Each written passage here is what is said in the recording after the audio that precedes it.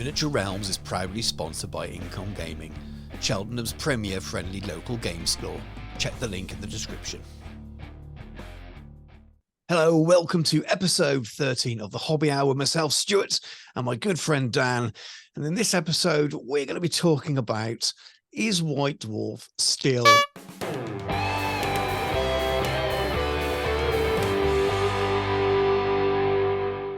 So, we're here. How's it going, Dan? Have you had a nice Christmas and New Year and all the rest of those shenanigans? Yeah, well, it was an interesting festive period. First time I've had that off in a long time, and it actually turns out that I'm not very good at being left on my own with nothing to do. I was actually quite glad, if I'm honest, to go back to work, as weird as that sounds. I am, it would appear, and much to my 21-year-old self's like disgust, a creature of habit now. I do need a bit of a routine, so make good use of it, as we will cover. But yeah, I'm actually quite glad to be back at work, believe it or not. How about yourself? Wow. It's my first proper day back today. The kids were back to school for me on the 9th of January. God, it's a late return this year. Not the most exciting thing to talk about, but it's felt like a long time. And then the school day felt very short today. And as soon as I sat at my desk, my alarm was going off on my phone to tell me to go and pick the kids up from school. But no, it's been really nice. We had a nice, relaxing, very chill Christmas. We saw family, but no family over for Christmas dinner. Just the four of us, which was first time in, I don't know, I think the first time it's just been our own household for Christmas dinner since Jacob was one. So it's been it's like 8 years or so. So it's been a long time since I've had to cook for other people. I had a few people around in the evening for a couple of hours, but it was a lot more chill than normal. No stress. I didn't have to see the sides of the family. We all have parts of the family that we don't always look forward to seeing quite as much. And I didn't have to see any of those on Christmas Day, shall we say. If any of them watching, they're going to be wondering which ones they are. They won't be watching. They won't be watching. The particular person I've got in mind won't be watching. But really good, really chill, normal stuff for Christmas, really. So the show is going to be the same as normal. We're going to talk about a bit of news about what we've been up to. I'm sure we'll talk about what we got for Christmas and things like that. And then we will have our break as usual, and we will come back and we're going to have a bit of a discussion around White Dwarf. It's an idea that we've been banding around since before Christmas about how much we used to love White Dwarf, how it was really important to our hobby sort of lives as teenagers, I suppose. I've talked about it before on the channel. I've had Robin Hughes on for an interview talking about White Dwarf, and then how it's changed over the years. And the people of our age group now will often consider White Dwarf as a waste of time. And we're kind of discussing whether it still is good or bad. Is he got better again? Invested in the most recent at time of recording. We have them. Yeah. And just to sort of discuss it in a fair and balanced way, as I try to do on the channel, and we try to do anyway, non-emotional really. So I know some people now will just, it's just really reviewing whether it's the assumption, and I think there's a general assumption that it's not any good anymore, whether that's a fair reflection. Anyway, we'll leave that for the discussion. Let's talk about news. And the news, I think, is going to be very centered around the old world at the moment, because it's something where kind of the channel's very focused on, and Dan and I and our conversations are very focused on. Probably my fault more than Dan's, to be fair. As usual. Yeah, as it's usual. Always your fault. Middle Earth was your fault. This is your fault. Everything's your fault. See, yeah, well, it's the way it goes. But I think the first part of it, let's talk a little bit about, so Old World has launched, so to speak. The pre-orders happened. I think when people have spent their money, I think we can call that launch, whether they got their stock in their hands or not. It'd be fun to just discuss thoughts on it. We were chatting that morning, weren't we? We were me, you, and Jordan actually all on Messenger, sorry, on the WhatsApp, because we were planning our trip to go and play Mordheim soon, and we're all talking about when to join the queue.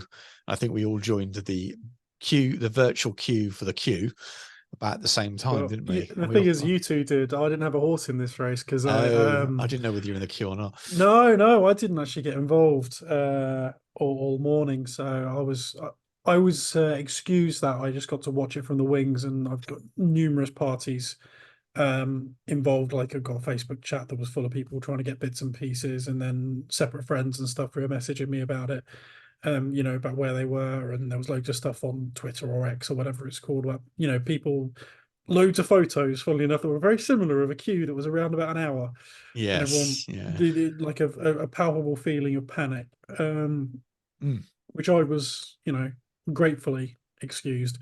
Although been there, done that. I mean, I've got enough of the limited edition Black Library books to know exactly how that level of absolute bowel liquefying terror that is.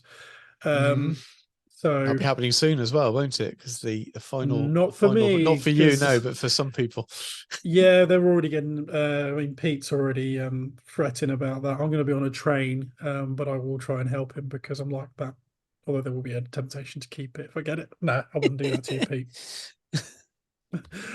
But yeah, so I was excused that, but obviously you guys were in the chat, and numerous Yeah. other people I know were in the chat, and eventually I saw, you know, start seeing filter through, saying people saying, "Oh, I got my stuff," or "I didn't get all my stuff," or "I didn't get any of my stuff," Yeah, it's a real depending on mix. It seemed really pretty. It roughly seemed pretty random. between. Yeah, I think most people I know got most of what they wanted. Hmm. Even staff weren't immune. And I'm sure she wouldn't mind me admitting it, or saying it. Soph didn't get her magic cards that she wanted, but and they're nowhere to be found now. So I'm really hoping for hers. And to be fair, for most people's, because I think they're a bit of an essential. Yeah. Really, I hope they come back. Hmm. But I don't know. They don't tend to under No, recent which is things, but I silly. got a feeling I got a feeling the eighth ed magic cards probably did have a reprint and came back a few Yeah, times. same with the Um, psychic cards for 40k at the time. But I think they're somewhat necessary to the game. and I mean the Otherwise, you generic forget. ones in eighth. I don't Yeah, mean no, no, that's the what I mean. individual army book ones. I think they only had maybe one run or so. But I got a Mm. feeling that the generic ones that came with the eighth ed rulebook, they seemed like they were around for quite a while. They put Um, didn't they put the templates though, like the actual images in the back of the book to photocopy to make your own for the race, for like the wire cards? I yeah, swear you they might. did. Or I maybe can't not remember eighth, now. but definitely in previous editions. Oh, I they did in swear they put the previous. cards in the back. They definitely did in previous editions. Yeah, Fallen Giant templates and all those other things you Yeah, used to get all the us. glorious stuff. um, but yeah, I mean, I wouldn't bore people too much, but I think experience seems to be really erratic. I'm not quite sure how that works. So I did a bit of a mix order. So I say it's my local. There's quite a few local stores around here, but the store we've talked about a lot, Incom Gaming in Cheltenham, and Incom's going to be jumping on as a channel sponsor soon. So you'll start to see adverts popping up if you watch the channel. So I ordered through Chip because I know him, and I was sounding him out first. It's like, how's it been recently? How often are you being short delivered if I order through you? Because this is at the same time that we'd had an announcement from the rumors start coming through of people with cancelled orders. And Yeah, we Element have put even the Element came notice, out. yeah, they Yeah, put a statement out saying the day before, so we're not going to have stuff on our website because our allocation is looking so small. Now I don't know how many of their people who pre-ordered with them, separately. I don't know yeah. how it works. I don't know. So Chip's very good. He sticks to the rules completely, but what he does do is sound people out, which you're allowed to do. He said, like, how many people are going to be interested in this, so I know how much to try and order. He then doesn't actually bill anyone or take proper orders until he's got his stock in, which you're allowed to do. So it's not some stores out there will take their pre-orders and take money before they've got their stock and end up refunding it. He doesn't ever do that. Naughty, Um, naughty. it's very, I mean, I get why it happens because the difference between the two things are very, very different. But Chip actually does it on the Facebook group, so it's completely public. He Mm. shares the Sunday preview each time, and it said in the comments, please guys, give me an idea of what are those things you might be interested in, so that will help me tomorrow morning when I sit down and do my order. No one seems to be interested in this set, so I know not to order 20 of that set, just order a few. And that's why he does it. So he doesn't do an order as such for people, just gives him a kind of level of Mm. interest. And I messaged him and said, look, if you can get them, I'd be interested in the following. I think it was made less stressful by not needing the army boxes. I've decided not to buy them. If you're watching Mm. this, you'll have seen my videos. I've spent the year buying Tomb Kings. You're buying Bretonians, and I don't need any more that's in those boxes apart from the 2 new models. They're the only things I wanted, and rules, of course. So it wasn't financially worth me doing it. And I think there will probably be a lot of people sending on skeletons and men at arms and stuff. And I didn't want to have to join that market of trying to get my money back for doing that. So I thought, and also, because people want, it's not me being nice, super nice here, but people want those. I'd rather leave them for people that were actually going to make use of that full starter set. So I basically ordered all the books that I could, anything I could get that wasn't direct only, that I could afford and I wanted through Chet. So that's all 5 books. The plastic peg BSB dude. I think that was it, really. I don't think there was much else he could order. Was it? Oh, and I bought Lord of the Lance. I got that through him as well, the novel. Oh, nice. You could get that through the stores. I'm contemplating the End Times omnibus that they're going to sell as well. Yeah, if I hadn't bought so much else, I would have probably done that. I'm interested in that. Because they're clearly going to add to them, but that will stay around as well. That'll be available for a little while. So yeah, I might well do that myself as well. So I think there's a couple of short stories in it as well. There's there's one with shorts, and there's one that's just the first couple of other books. And I haven't read the shorts. I'm actually on the 3rd audio. So yeah, so I might go back and order that. So I ordered those. I can't remember what else you could actually get direct. I don't think there was much at all. I'm trying to think if there was something else you could get. As in direct from GW or direct from ship? Sorry, that you direct from third-party stores. Sorry, not direct. Yeah. Would probably be the way of describing it. And then yes, indirect, almost indirect. Yes. And then I joined the queue, and I joined the queue with my iPad and my phone at the same time. Bush at 9:30, because I didn't know what was too early, what was too late, and they both said over an hour to start with. Very quickly, my iPad was racing ahead of the other one. The other one just didn't appear to be moving at all, and I got on at 10:10. So you automatically join the queue at 10. So I think that's probably random of all the people that are in the queue for the queue. I don't reckon there is a queue in the English sense of a queue. I think it's probably a little bit random. Yeah, it took me till 10:10 to get through. And when I did, I didn't want to hang around too long because I didn't want to miss out on too much stuff. But I was really lucky, and I got all the cards, which was probably the most important thing to get. As much as I missed out on some things I wanted, they're things that will come back, whereas the cards, I had no idea with the card. I didn't bother with the dice. Don't need them. Remind me dice in a minute. I've got a point about the release, but I got all the cards. I went to get the Brett direct only models, and they'd all gone. So the Damsel on Foot, the Questing Knight on Foot, I really wanted those 2. I didn't want the BSB and standard, but apparently I tried they to went add really quick. Yeah, really quick. It was yeah, I think they did. I think they must have. I couldn't get any of those, and then I couldn't get the Tomb King BSB. That had gone. Did but I you picked get up the one new of these? No, because you have to buy them in store, don't you? You have to go well, I have one of these for you. Oh wow, thank you. They're going for silly money on eBay at the moment, like 30 quid. Did you know? Dan's like, can you edit that bit out when I said I'd give it to you? No, you can have it. Oh, thank you. It's fine. Yeah, I think you have to. I also got that one as well. That was cool. You can't have that though. That's mine. No, it's fine. That's from the Flesh Eater Courts. I'll let you have that one. Okay. I bought the I bought the Tomb King. I don't need a Tomb King, but I bought the Tomb King just because at that point I was like, everything's out of stock. I want some stuff to paint on the channel that's new. And at that point, I'd clicked on every Brett thing, and all of them are gone. And I thought, oh, this is getting silly. I want something to paint. At the moment, all I'm buying is paper. And then I clicked on the Bone Swarms, which I wasn't planning on buying. And I could add those. So my plan was to get the Brett characters first, but I couldn't get them. So a little bit of a shame. They'll come back. And then on eBay since then, I've got the Bone Dragon. Someone was selling on their own. There's hardly anything on eBay, nothing like there usually is with scalpers, which is really interesting. I don't know if that's because they're nervous that they're not going to get their stock, so they don't want to put them on sale yet. Because normally there's loads of stuff. That or people have been a bit more, because there does seem to be rightly, in my opinion, a bit of a crusade against scalpers on there. Yeah. and people are shopping people who clearly won't have the stock because you're not technically allowed to sell on Yep. eBay unless you've got the item in hand. Yeah, So yeah, a lot of yeah. the people are going around reporting, and you know what? Not all heroes wear Fair enough. capes. I think that one's fair. I think if you So, say pre-order, you're allowed to. That's the mm, rules. And the seller, there was one seller, they're still on at the moment. So I think they've got a couple of things left. They clearly didn't have loads, and they are clearly a retail store.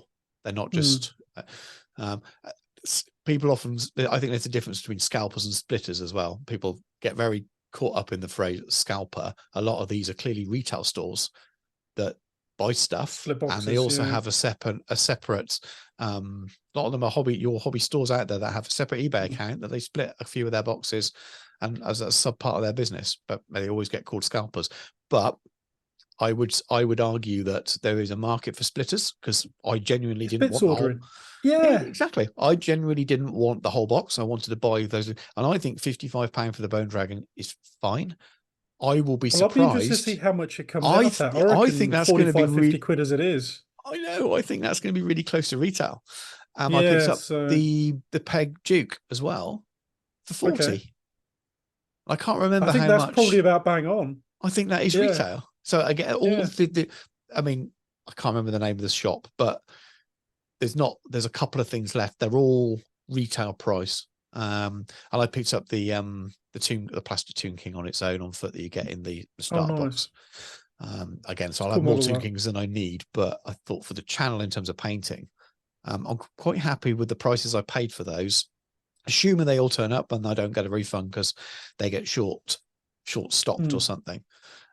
So yeah, I'm disappointed I couldn't get the direct only the resins really. I don't really want the BSB. Well, I do. I'd like to paint it, but I'm going to make a BSB out of the Peg BSB, and I'm going to magnetize him and stick him on a horse or on a peg. So the ones I really wanted was the Questing Knight and the Foot Damsel. By the time you And painted the they other will bits, come though, back they'll in. probably be around. You just do them as your cap They will come pieces, back don't in, you? and they might be at Warhammer World when we're up on the open day, which we'll come back to again in a minute as well. On the 20th, I need to be careful now because I have spent my budget for that stuff. I need to be a little bit sensible, but they will come Everyone back. needs to watch this a lot and make him some money. Hey, the sponsorships are flying in at the moment. So, do anyone like my Into the AM t-shirt? Oh wow, is that where it's from? Is Yeah, it? yeah. There'll be a proper ad coming in a future video. Funnily enough, this one actually is my birthday present. So I Okay. was looking at them the other day because I had the contact from them and I was looking at them on my phone. And my wife said, "Oh, they're nice t-shirts." I'm like, "They really are. They've saw them advertised on the painting phase." I was thinking, they're quite cool, aren't they? So I've had a contact about, but I'll do an advert and we'll get some free stuff. She's like, "Oh, okay." And then she went and ordered me with which I Yeah, I thought think was the a first time I slightly saw it was strange decision to do, considering Widmar. I was getting some. So yeah, anyway, so but bizarre. I got some freebies that I would genuinely wear. So but anyway, I'll pop there might be a link in this video description. Have a look, but there'll be a proper ad later. But anyway, back to what we're talking about. Crazy stuff. But yeah, those things will come back. And they'll obviously need to restock their resins, and we know what we've been buying Forge World stuff. It's not Forge World anymore technically, but we've been buying Forge World stuff for ages, me and you, and we know what it's like. Those things tend to sell out and they'll come back quickly.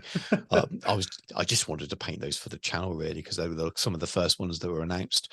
But the models I'm probably most excited for on this release anyway, which is at least Dishard and the Foot Knights. They're the ones I really, really want. So when those come out, I will again be there waiting, trying to make sure I get hold of those, because those are the ones I've got a lot of plans for. The Foot Knights. Well, you never know. Again. Yeah, we'll see. I'll get them eventually, but the Foot Knights I've got a lot of plans for. I've obviously been watching all the reviews and stuff, review videos. I've got a bit of an idea around the two kind of armies I want to build. I want to build it so it can play normally, but also that exiles list, which fits perfectly with all my Border Princes lore that I've been working on. And for those, in that army, I'd probably run Foot Knights, and then for the standard army, I want to run Grail Knights or something like that. And I'm going to make Grail Knights using the normal Knights of the Realm, using the extra bits that are left over from the Foot Knights. That's the plan. I'm going to make Questing Knights out of them as well, because all those bits, I might get a couple of boxes. So you get loads of really cool extra bits, all those extra helms. You've got the hand weapons and shields. Will be brilliant for your Questing Knights who give up the lance. So yeah, so I've got a lot of plans for those. Those are the ones I was most excited for. When I found out they weren't out on release day, I was kind of a bit relieved because it's one less thing to stress about, but also I really can't wait to get a hold of those to make some It derails some of your videos. hobby. It's a bit. Oh, just change the order. Just change the order of it a little bit. As you know, I've purchased something today to make a bombard, but I will say no more about that because I like to do that video before someone else does. But Yes. but it's yeah. Overall, I look back on it, I'm happy enough that it looks like, as long as my local gets its delivery and GW don't, because that's happened before as well, and they haven't delivered all of the stock they promised. So as long as they get their delivery, I will come away pretty happy at the end that I've got all the books, I've got all the cards, all the stuff that's harder to get, and like a few new models and things as well. Most of the stuff I wanted, and a happy day. But my iPad, sorry, my phone, which was on at the same time, didn't get through till 10:40, I think. So it was over an hour and 10 minutes. And by the time that one logged in, nothing. So if I didn't have the two devices, and I think it was my phone, I probably clicked 30 seconds before I clicked my iPad, I would have done nothing. So I just sat on my phone. I your would have. browsers as how do you run your browser on your iPad? You mean if it's the same IP, do you think? No, it's if you run as a web browser, like a computer, like full desktop browser, or do you run it as a mobile browser on your iPad? Whatever's the standard, to be honest with you. I can't remember for a night, because mine's older. You think they might have slowed it down by them connected or something? No, I think you get different. mobile I had different does better. QIDs. Okay, well they were both and connected. Sometimes desktop does better. I think it still counts as, it might have been desktop. Maybe it was what it was. Well, but given the state of the GW website, which we won't get too far into, but I think is universally agreed as not the greatest website in the entire world. In terms ever. of e-commerce that day, it worked better. They've clearly improved it a little bit. However, maybe it's not optimized for mobile properly. Well, people talk about it is, but maybe it's the not. Warhammer.co, the M's on a separate line when you look at it on an iPhone. It's just hilarious. It makes me sad. But yeah, if I just had my phone and relied on that, I would have got nothing. It would have gone. Saying that's a lie, because I think even the next day you could still pick up the Ravening Hordes and Forces of Fantasy books. I think they were still available. I don't know. I haven't checked back since then. But yeah, I got what I wanted. It was what we feared would happen, I think. But I was hopeful that it wouldn't be like that. But I think it's really hard to know whether that's because I don't join those races to get stuff very often. And I get the impression that's what it's always like. But I can't really compare whether there's more people trying to do that than there was for Legions. I think there probably was, based on the size of the Facebook groups for Old World and stuff. I imagine they sold a lot more than they did for Legions. But it feels like, for whatever reason, they only get 40k and AOS launches right, in terms of they're not running out. They didn't run out of Leviathan, did they? Didn't it take them like a week before they ran out, and then it was back in? We didn't feel like they ran out anyway. It felt like people could get it. Think it depends how charitable you want to be. I get the feeling that something's changed in terms of the way that they do their forecasting. I would hazard that the forecasting for the big games is more stringently looked at, considering how much, like, let's say Leviathan. I can imagine that the forecasting from that definitely is discussed at a board level, because it pays the bills, it keeps the lights on. And I wonder how stringent and how keenly looked at perhaps some of the forecasting's done for the smaller stuff. And perhaps that lends to how much availability there is for stuff. I don't know. I'm not saying I know any of this kind of thing. It's just trying to apply a business logic to it outside of the matter, whatever's be the product. But you focus on the 80%, and the 80% is 40k. And that's what the board or whoever's going to keep their eyes on. And then everything else is piddling, as long as it covers itself. To be honest, let's be honest, the shareholders and the board aren't going to give a monkeys. If it sells out, they've made their money. I mean, it might have some I mean, if They they ever should worked they on MPS, they which sh- which would be they hilarious. should do, because they're capping sales, but that's a Well, different thing. yeah, But they're leaving revenue on the table, but mm, they think that they're probably going to get it anyway because people still want it. If they actually started to look at customer feedback and had they, if Games Workshop took on the Net Promoter Score, I'm not going to yeah, go into this. Anyone who knows what it means will I know. know what it Anyone who is. doesn't, you've got Google, crack on. Yeah. If that would change Games Workshop overnight, Mm. if they went on NPS. Admittedly, not necessarily for the better, because some people just shouldn't be listened to. To be fair, some people hold views you definitely shouldn't listen to. Like if Arch was allowed to put in an NPS score, you wouldn't listen to his, would you? No, no. Um, Well, I'm not a huge but fan of it either, but no not in its rawest form.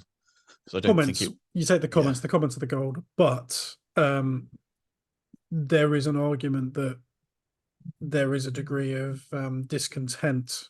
Certainly has been vocalized within certain parts of the internet. There are certain influencers who make a lot of hay off the yeah. back of some of the considered predatory business practices with what they call it, artificial scarcity and all that kind of Mm. stuff. And I'm not going to get into that because I don't think it's relevant. I covered it on Um, my recent yeah, video of what I think of it. And yeah, in real short, they've talked about it. And I mean, you look at the Jordan Saucer interview with Mark Wells. He admits that there is some kind of marketing around FOMO, but oh, I of think course there's there a is. difference between FOMO and deliberately putting low amounts of stock to get you to buy stuff when it's Every not company limited uses edition. FOMO. Yeah, but when it's not limited edition stuff like Legions or the Old World, that's stuff that's mainline coming back. They're not reducing that. They're not producing low stocks amounts to get you to buy it quickly. They're doing that for other reasons, and whether that's because they're incorrectly marketing, they're incorrectly projecting their sales and forecasting, or it's a problem with how much they can just manufacture and just keep in stock at the moment, because there's always another big release and they're constantly juggling, and they're in this vicious cycle that they could probably only really get out of it by expanding production or slowing down release. And they're not going to do the second one.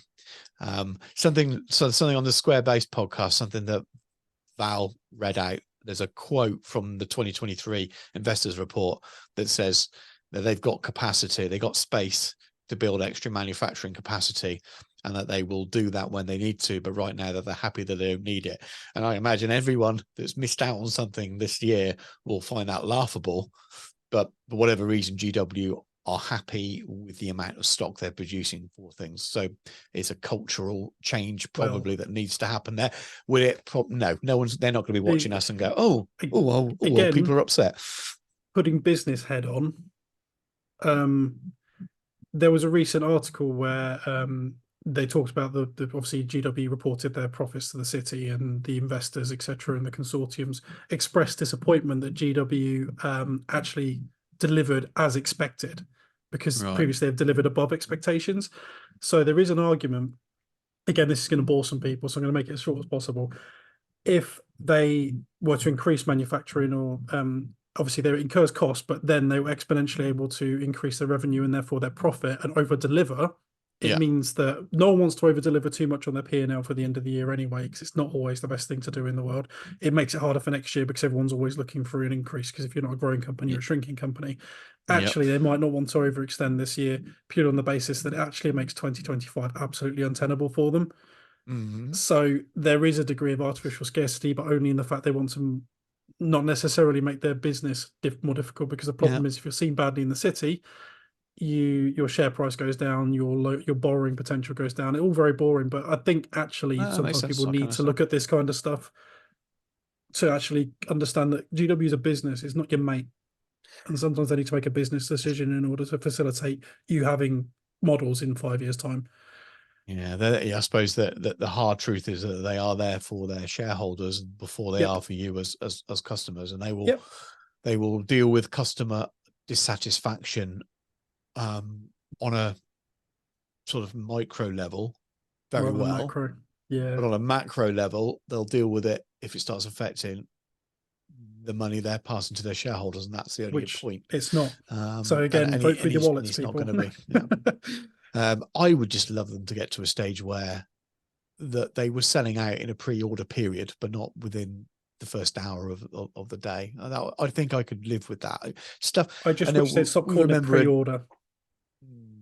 They should yeah, call because it it's not. advance order, because it's not a Yeah, it's a pre-order. good point Pre-order because it's would not a generally pre-order. guarantee So the you get what product, you. at least in the Yeah, general parlance. And that's you a know good what? point. We're going to cover this later about GW and their use of language. But Anyway, let's move on from that side. I think to sum it up, a lot of people, some people didn't get what they wanted, and we hope that those things that are out of stock now come back in relatively quickly. To be fair, Legions is back in now, isn't it? Main core set. yeah, It's not been that long. It's only been like 6 weeks or so, and that was over yeah, the my Christmas local got a period. load more again, so he Element was Games happy. got more than 10 shown in stock, showing on the main website as well. So yeah, it's tough, but actually it's relative. I'm hoping that's the same. We don't know. We'll see. Let's move on to something. I'm moaning about GW today. Should we talk about legacy factions, or should we talk about open day? Because we touched on that. Let's talk about open day because it's a nice thing, and then we'll end with legacy factions. So open day, they've announced the open day on the 20th, haven't they, on launch day at Warhammer World. And very handily, we are in Nottingham then, because we're going up for our game of Mordheim with Jordan on Friday the 19th, and we're staying that night because we're going to have a few drinks during the day and go out for dinner, etc., and have a bit of a natter afterwards. And we'll have both left our cars at Warhammer World because we'll be having a drink in Bugman's or so. And so we got to go back to get our cars, and why wouldn't we walk into a free Warhammer launch day event? So we are going to be there. So if you are there, come and look out for us. We might smell of beer and whiskey from the night before, depending on how much we drink. We may not. I will. But yeah, come and say hello. It looks. I've not gone. Don't think I'm going to go for the paid things. No, it because gains you I'm access to the probably Sprue only going Mountain, to I hang think. around for a couple of hours because I want to. To be fair, I want to drive back home to Gloucestershire and pick up my pre-orders from Incom before they close on Saturday. So I don't want to hang around too much because I've already pre-ordered it all, and the temptation will just be to buy it again just so I have it to read that day, which would be absolutely ridiculous. So I will want to get back home. It's a couple of hours drive, probably 3 on a Saturday, past on the M6 and the M5. So but it looks a nice thing to do. The mini wargaming channel guys are going to be there running a big game, which they announced that in their battle report they had out, which I think is quite cool for Games Workshop to start doing that kind of stuff again, that partnerships with people. I think that's a good thing. I think it's really healthy. Yeah, there's a scrap demon kind of thing. There's a painting competition as well, which looks like it's listed as Warhammer Fantasy in there. So maybe they're allowing legacy factions into that painting competition. So yeah, key to a future part of the conversation here. But it looks pretty good. I just nice to have a wander around and see what they've got to say. So they got a big diorama. Yeah, in the which will be really interesting upstairs. I think that's going to be there to look at. Oh, I in the don't know main if it's hall. going. I don't know if it's going to. I guessed it was going to be in the main hall. I thought it was in the it actual might be exhibition. because the exhibition centre's closed the week after for a few days, isn't it? And I just Oh, made maybe this they're wild moving it in. That's what I made this wild assumption that they've made this big diorama, which will be on display in the main hall for people to look at. And that's the old world diorama, we can all assume, because why else there wouldn't be anything else, would it? And that when they close it, maybe they're reorganizing the that exhibitions one, which is the bit where there is the Volganov. I hope they don't get rid of that. They're going to get rid of it, aren't they, to put the whole world stuff there. I love that display so much, the Volganov one. But they've got that and the heresy and all of those things. But they need a third room now, I reckon, for that exhibition. I don't know where they're going to find it. They need a third room because they need an AOS room, they need a 40k room, and then they need a specialist room. Yeah, the best room. But yeah, they can call it the specialist design for the discerning hobbyist room. But yeah, so we're going to be there. It looks good. I'm glad they're putting something on. Means we have to finish up our games by 6 o'clock on the Friday because they're clearly going to be working very hard at setting things up. But yeah, come and say hello if you're around on that Friday. To be fair, come and look us out. We'll be playing Mordheim, and if you're around on the 20th, yeah, definitely come and say hello. Legacy factions then, Dan. So we knew about the legacy factions. We've talked about it before. We're pretty accepting of it and understanding of it. I know some people aren't. That's fine. Your opinion is valid there. I can understand why the specialist design studio can't launch all of the factions in one go. We've already talked about capacity. How could they possibly do it? In fact, they're only launching 2 as it is. So if you're launching all of them, how do you do it? Totally get it. Yes, we were sad that certain things were legacy, but we knew they'd have rules, blah, blah, blah. And some lovely ranges from AOS to dip into if you want to.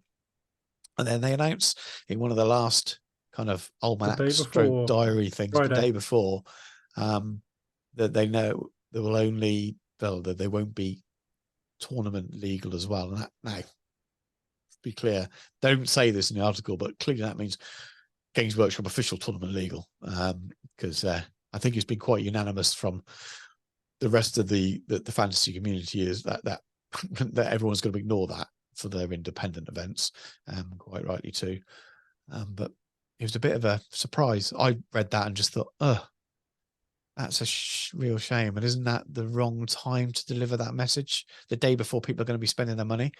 I wonder, it doesn't matter because it's sold out, but I wonder how many people that thought, well, I'll get the rules and I'll play with my legacy faction. Yeah, you play with my legacy faction that I've either got planned or that I've got on the shelf. But to be told that they won't be available at any events. And then there was a line underneath it as well that was clearly hinted at, if you want to be the kind of part of the main game, really stick to one of the main 9 factions. And I just wonder whether that message could be delivered in a different way, because we got it. I think we knew about the legacy factions. We knew they weren't going to have any support. So reminding people that was fine. But the day before launch to kind of mention I don't even know if they needed to mention it, to be honest with you. You could have mentioned it on the first time they released a pack. In May of last year, they could have mentioned all that. Yes, I would have just not mentioned it. I would have waited until they released a rules pack for their first event, and then I'd probably been more annoyed. People would kick off then. Fair. I suppose if you spend, they should have said it earlier rather than later. It boils down to a few things. I think the grand GW assumption that everyone knows what the word legacy means. Obviously, I know what the word means. I've got a dictionary. I have calmed down somewhat. Let's put it out there. There are people who've been looking forward to me talking about this because of how angry I got about it on the Friday.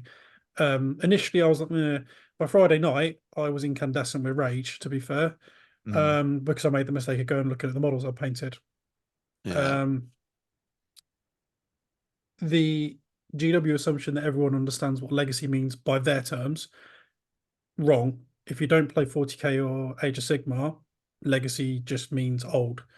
It doesn't mean basically GW doesn't want you to use them, because that's effectively what it is. They call it legend, don't they, in those games? Oh no, legacy units, they exist. I thought it was legend. Yeah, I didn't think that's it was how legacy. they use that. I think the terminology's changed a couple of times, but simple fact of the matter is, I think GW made the grand assumption very early on that people would know that meant if you've already got an existing army, you can play along for a bit, but don't ever expect to bring it to one of our events. Yeah, which is a bit of a kick in the groin. Yeah, I mean, for me, it's absolutely carved the heart out of a lot of my enthusiasm for it. I'm not going to lie about it at all. Yeah. And I know you've been painting all of your characters and your unit fillers, and people know that from watching this for your Vampire Counts army. You toyed. I mean, we've had loads of discussions every day. We're messaging each other. We've loads of discussions about whether you were going to maybe do High Elves or whether you were going to do the VC, and you were like, no, I'm going to go with Vampire Counts because I know they're not going to get a separate army book, but they'll have an army list and it's fine. I just want to paint them into the other models, paint them and go to the odd event. And you like once or twice a year go to a Warhammer World event. And I want the glass. That is my hobby, painting armies. You want to get a nomination, go for a nomination, and then hopefully place if you depending on who else is there and what they do. But that's your goal. But that's my goal. Is like some people will go to win, to place first. Mine is to take best army, and I don't mind admitting that. I don't think there's anything necessarily wrong. I don't walk around crying if I don't get it. But no, you're allowed to want to win best painted if you're a painter, the same way as someone that's a competitive gamer is allowed to try and go and win a tournament. But that's my drive.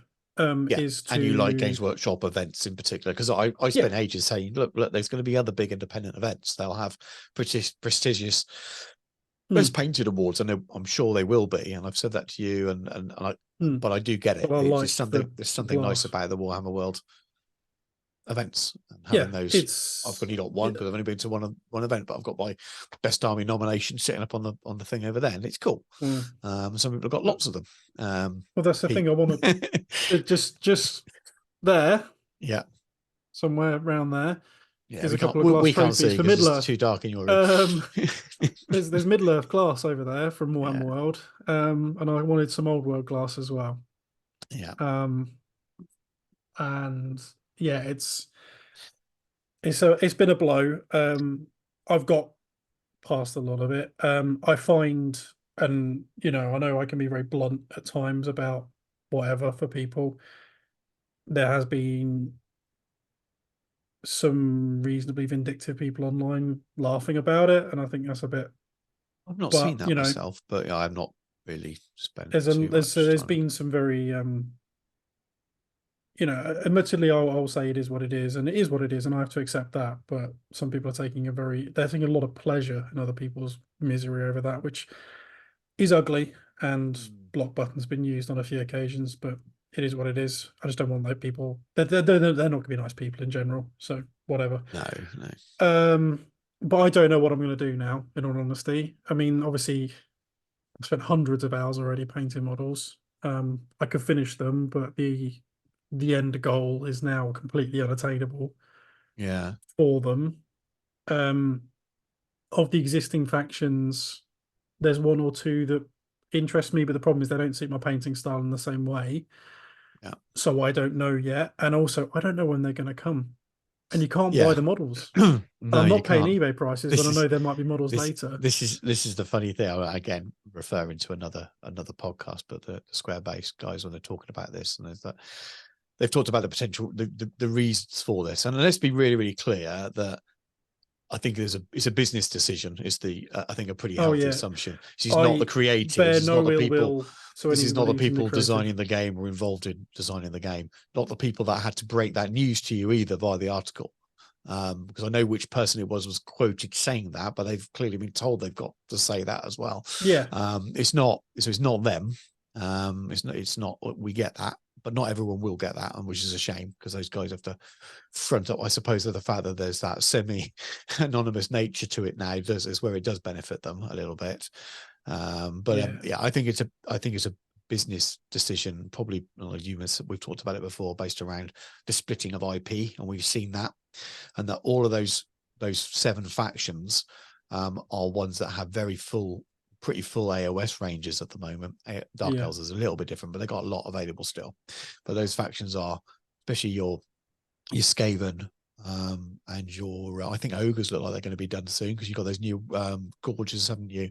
So you've got all of these factions that are, vampire counts have got a completely new range that are now all technically they are AOS's range, and they're beautiful, but they are technically AOS's range now. And I think that there is a business decision around, well, we don't want to blur the lines here, and I who knows what's right or wrong. For us, it feels a bit silly. Seems a bit of a shame that those people can't kind of make use. Well, you can still play those, but it seems a shame that they're GW models. We're not even asking people. If they were very clear and said, make sure that you can bring it to a Warhammer World event, but we don't make any models for it, so we don't know how you're going to do it, because you have to bring either ancient models or 3D print, and we won't allow the 3D prints. That's fair enough. Some people won't agree with that either. I think Games Workshop have the right to say what you bring into their house.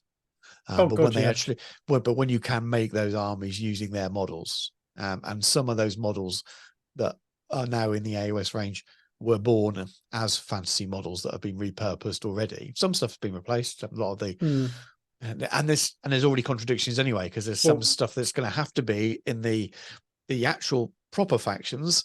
You're still going to have to use some stuff in both until they've been fixed. 2 of the models I've painted were originally fantasy models. Yeah, exactly. And there's going to be models that are in the AOS range now that you have to have for dwarves when they come out. Unless they're clearly not going to bring out new models, are they? So all those Ironbreakers, Hammerers, that multi kit that you can buy at the moment, that's still in the AOS range, isn't it?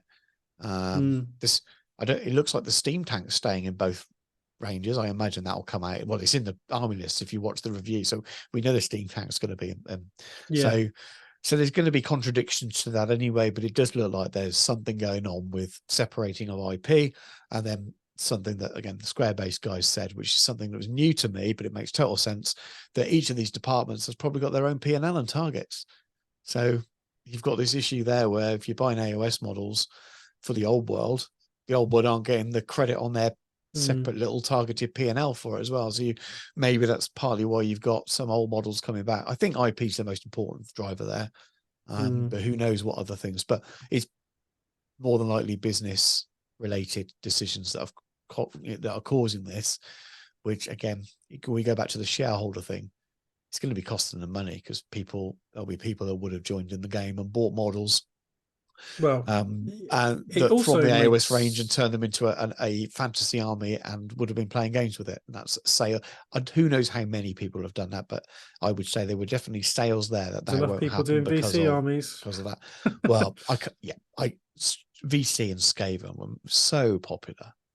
Well, that's the just thing. can't Of imagine those them not being armies, they popular. were some of the most popular, like lizards, Yeah. Skaven, Oh yeah, lizards as well, demons, which now have a and completely new dark elves.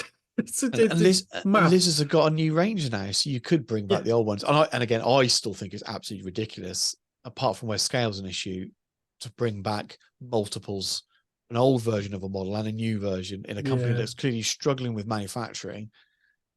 I get this charm in some of the older models, but some of the basic plastics, when you've got a newer plastic, I don't get that.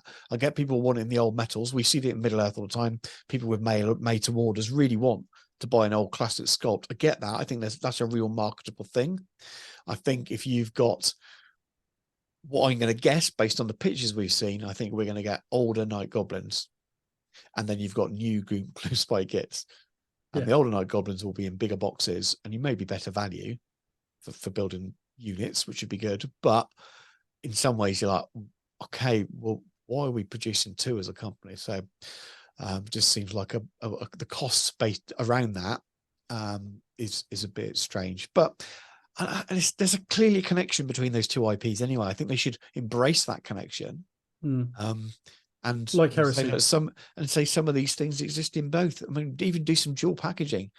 And maybe it won't work for the numbers, because sometimes you're only getting 10 in a box for AOS where you're getting 20, and who knows, maybe there's an issue there. But well, late fantasy wasn't any better. Look at Great Swords. Yeah. So it's and I think even moving on from that, just in terms of the events, it's going to make life interesting because, as we say, some of those legacy factions are or were some of the most popular old world factions, which means that people who have existing armies, which would be the people who are likely to go to a lot of these events, at least early doors, aren't going to be able to. If you're looking to build a new army, you're looking at Bretonians or Tomb Kings at the moment, and how long that's going to take to get out. So are we waiting a year for events so we can get some more stuff out? And even then, I don't think a year is going to give us all the factions. Maybe we are. I mean, Adept kind of sold out, haven't they? I think, but they're not obeying the law. I thought they were exactly that. I thought they were official, but they're not. Also, GW are there and present. I thought the event was official, and it's not. So it's open to all, because I can't imagine how you'd in March. I mean, that's in March. Who's gonna? We don't even know anything else is going to be out by then. Probably not. And even if something was released in March, who's going to? So it's people bringing their old armies. So it's got to. Unless people have got the right old armies, because you can't buy the old armies anymore. It's going to be which Tomb King or Bretonian player wins. Yeah. And that's not good for events. And that's not good to build a game on either. I think that's a really silly decision. They should have given us even if they just said, look, a time until all of them are released, or let us run them. And then after a year or so, when all the normal factions are released, just say, look, we're no longer supporting them. We're done with this run. Yeah. That's it, cutting them off. And if they gave me 18 months, get an army out. Yeah. Go potentially compete for some glass with that army. Still have an army I can play with later, so it still has value. I'd have been happy. I'd have taken that on the chin. And everyone would win, because there's far more people who can go to events. There's far more people who can have existing armies. It's that Doesn't make any part sense at all. for me, which again I know, as we say, this smacks of business decision Yeah, over hobbyist decision yeah. or whatever, whether that's good or not, whatever. Yeah, yeah, I get it. And as I said, this isn't about legacy factions in general. I don't want anyone to watch this and think, hang on a minute, I'm sure you said in the past that you understood the legacy factions. I do. As much as I was disappointed, I get it. It's purely about legacy factions not being allowed at competitive Games Yeah, I Workshop was fine events. with everything else up until that point. They said no GW events. Fine with the Done PDF then. list. We get it. They Yeah. can't do it all. They made a choice. Fine. I'm just, yeah, like you, very disappointed that they've made that decision, because I just think it puts a bit of bad taste out there the day before launch day. It was what a lot of people were talking about rather than the launch. It was big news Yeah. over the weekend, Plus, almost as much as the people who didn't get their stuff. it's 7 months of people who've been building armies. I mean, regardless or not whether you want to call them foolish, but people got Yeah, excited. 7 months worth of people building and painting and spending money and time, and you expect them not to be upset by this. I think, it's you weird. know, It's a weird any one. study of human nature would tell you that's not going to happen. Yeah, so it's a very, very odd one. But as I said, I think it's a business decision and Yeah. made by people who aren't making So, the game, aren't involved in the community. well, that's it. I mean, subsequently, I didn't buy anything on Yeah, Saturday. And I would have probably dumped a couple £100 into it, buying all the books and getting cards and cards and yeah. whatever else. And I would have bought actual other models as well, because I was, as we'll come to when it comes to hobby, I've got some stuff finished, so I was ready to do some other bits and pieces, Well, I was going etc. to bring you a box of Skellies. I didn't order them. I was going to buy you a box of Well, I'm Skellies, glad and you didn't. I haven't. Well, that was it. I was going to give you a box of Skellies on the Friday, because I know you could just tease you really, because you've been painting all your unit fillers and not your units. Well, Yeah. clearly there was something in the back of your mind that was saying, don't do this, don't do this. Well, that was it. I was due. I've got they're sat here, including the model that took me ages to get hold of, and I'm still very grateful to Sean. I've got Mr. Doot. Don't know whether you can see this. He's the flute playing chap from the new Of Cities of course, yeah, Sigmar. Sat on a rock. So he's going to sit in the middle of my zombies. Um, yeah. So I was going to So get them painted up before the 20th, and then after the open day, it was going to be cracking on with the rank and all file. steam into the rank and file. So I don't think I that's know happening what I now. think Dan should do. We're given Dan two things that he should do, but it's obviously up to him. So in the comments, though, it'd be really nice to say. I think Dan, what would suit It'll his probably be painting shut style up, will be a lot best of it. is an Empire army, but with a just turned Lord, just bitten theme to it. Almost, so a lot of the troops, the Empire troops, are almost slaves. So you've got your unit fillers with people like that in it, but normal Empire troops, but they're really kind of gaunt and faded, pale skin and muddy and depressed, kind of really grim looking. I think that would be an awesome theme, and just use the Empire army list. And Empire is one of the reason I mentioned this, because Empire was one of those armies that you showed some interest in potentially. Yeah, So yeah, or the other one is do High Elves, because it was something you were thinking of doing anyway. yeah. Slight. And the some of the AOS stuff you could make a start on, because they got some lovely, I've seen some lovely conversions and things. So you could make a start, not knowing when stuff will come out for High Elves, even if it's this year or another year. That's the problem, isn't it? It's the wrong way off. So Yeah, I think in terms of the theme, you could carry on what you were doing almost with, in terms of painting style and visual theme, by doing an Empire army. But you've got to want to do it and be passionate about it. But yeah. I got quite excited about the brief of doing that Empire army, but it's not me that needs to be excited about it. It's just you that needs to be excited about Yeah. doing it. I just no, it just makes me sad. I look at it. I mean, amount of money I spent in getting Underworld's warbands, and Yeah. yeah, it's a bit of a kick in the teeth. It is what it is. You never know. Have a look at that map, that interactive map. There's a lot of No, there is a there's lot of vampires and stuff vampire mentioned on stuff. there. So again, Like that's what Drakvold and all sorts. yeah. So there's stuff on there, which makes you also believe that shows that it wasn't maybe the designer's idea for things to happen the way that it The has, other because they thing wouldn't is have been to putting them on that map if they were. shamble on and then hope for a second edition. Yeah, and again, I think that that's a real possibility, especially if it's an IP based thing. I think they'll, if we move the timeline forward, which we're hoping, they've made it very clear that we're approaching that Great War of Great Chaos. War. Why would you Mm. not get to it?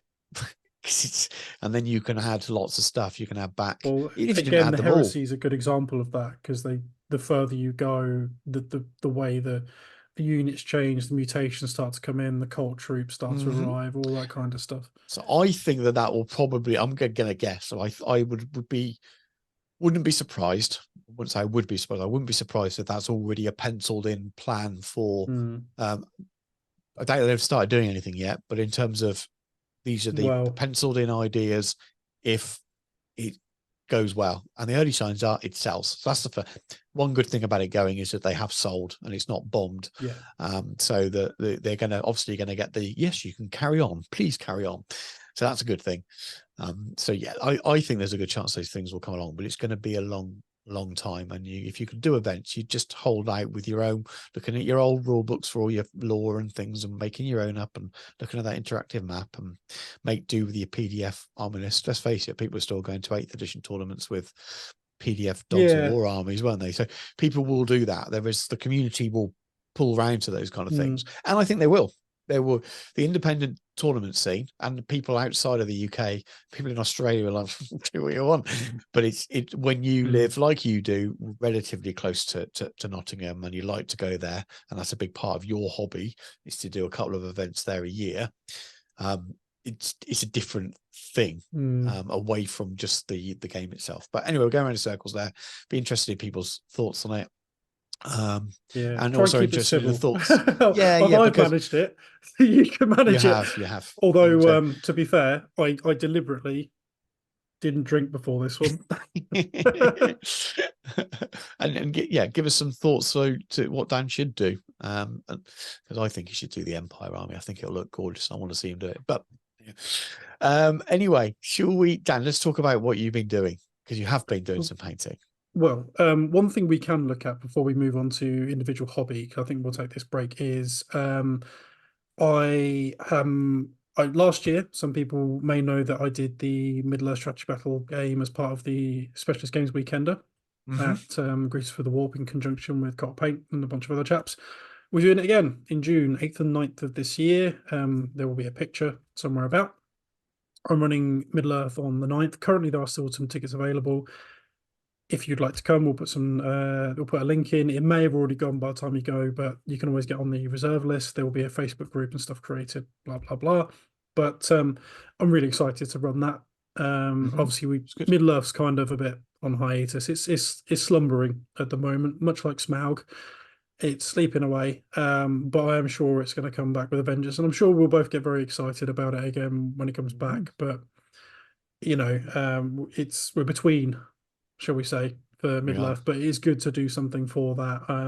So I'm really looking forward to that with the guys. It's a really lovely place to be. The greetings, they're in Earthling Borough, which is just outside Northampton. So central in the country. Already a bunch of really sound people are coming. A lot of the B-Sign guys are coming, and then just general lovely people. So it's going to be really good fun.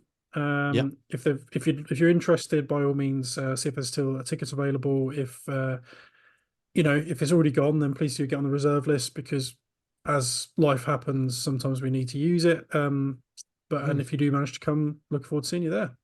And look at the event as a whole, because you might well be yes other things. obviously, So it's a whole specialist games weekender. I think by the time we'll do this, because I think there only had about 2 tickets left, unfortunately the old world event's probably going to be gone for the entire weekend. That's a 2-day one, wasn't it? Yeah, 2-day. We're also playing 2 separate days of Blood Bowl. They're playing sevens as well.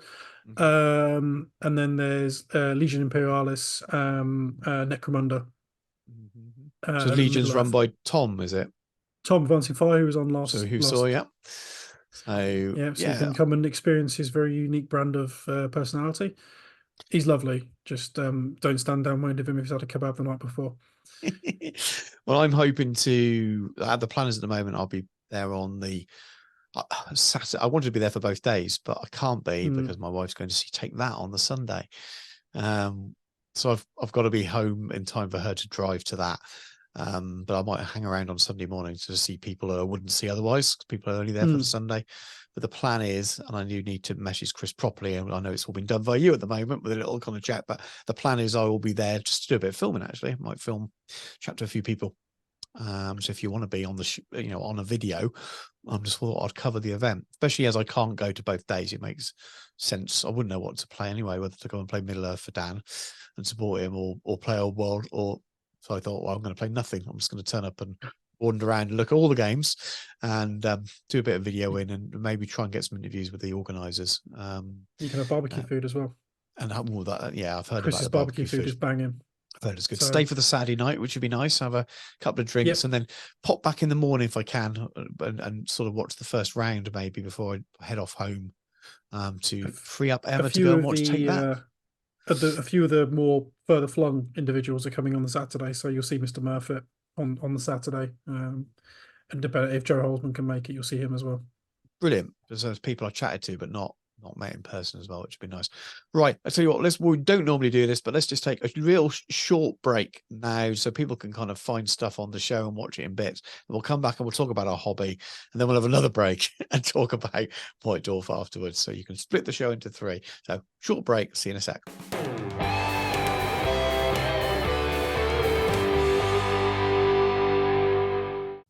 Miniature Realms is proudly sponsored by Baron of Dice, premium wargaming dice.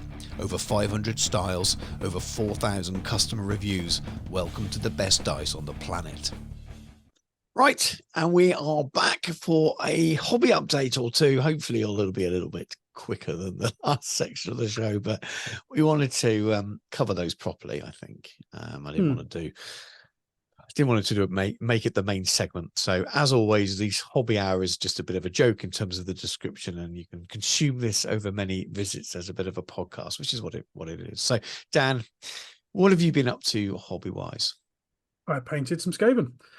I painted 10 Skaven, no less, which is 2/3 of the total number of models I painted last year. So I'm already doing quite well considering it's only the second week of January. Obviously, some of it was done in December. I used a lot of the Christmas period. So I had the bridging week off.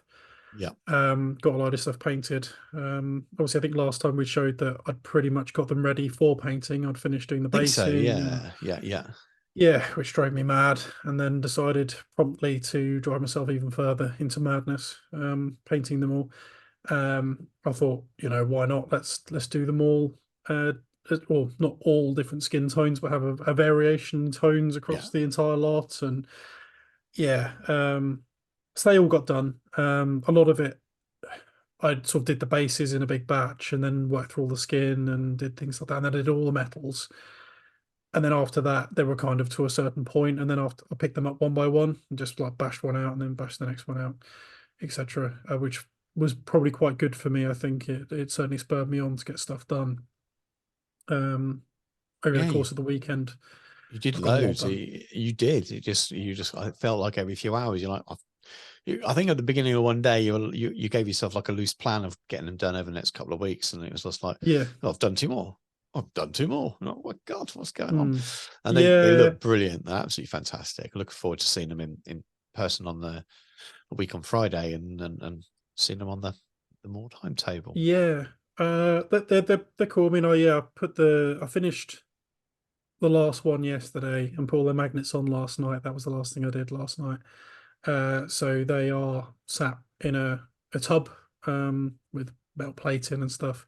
Yeah. Because it seems like a good thing, because I can just whack it on a backpack, my rules and dice bag with tape measure, and that's pretty much it I need for the day, really.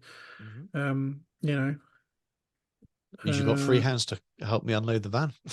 Yeah. Well, we'll sort all that out. But then, I've got a couple of big, really useful boxes to fit all the terrain in, and then the mat that I can only half roll anyway because of all the texture on it. So I'm sure that'll raise a few eyebrows as we walk in, like a student's carpet. But so that's pretty much what I've been up to. I mean, other than that, there's obviously the usual Christmas period, which was nice. Saw my folks. Unfortunately, I didn't see my bro, which was a bit of a shame. I missed him, but he was up a couple of days beforehand. I had other things to sort out.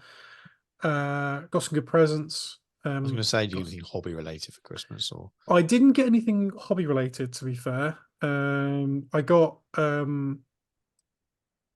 the John Howe limited illustrated encyclopedia of like Middle Earth. Nice. Really, really nice book. I wanted that for ages. I think my parents actually picked that up earlier in the year for me, but I got that from them and some money. My bro got me one of the artist blank Space Marines, a Dark Angel, because that was one I first played. He remembers that from childhood, so I'm going to paint Brilliant. that at some point. And I got a lot of booze, let's be honest. I bought myself a lot of booze as well, which was enjoyed. Yes, so it I should actually be. managed to come out of Christmas losing weight. I actually lost 3 pounds over Christmas, which was pretty cool. Yeah, Because I didn't go as mad as I normally do. definitely haven't done that. Well, I've tried to capitalize. I mean, admittedly, I lost the last lot of weight through illness, but Honestly.